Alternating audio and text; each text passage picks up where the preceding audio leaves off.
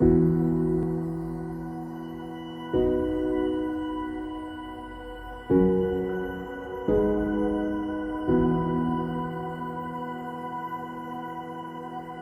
สำหรับตอนนี้เนาะพวกเรากำลังจะเดินทางไปที่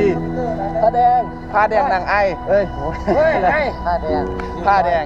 วิวพอยต์บึงงอยเนาะอันนี้ก็เบิ่งแต่สัมภาระเครื่องกันแล้วผมเป็นน้อยๆเลย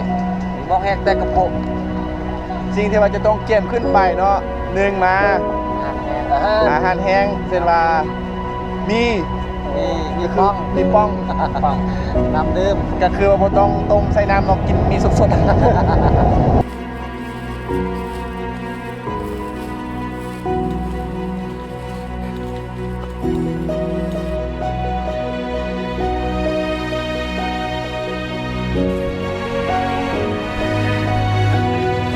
ดูจากรถซาเข้ามาชีวิตละ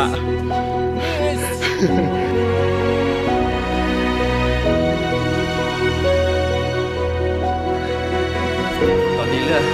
เสียเงินที่สุดละผมว่าฮอนสุดๆฮอนได้นะจะเป็นตรงไหนแค่เสียออกเลยล่ะยอดละ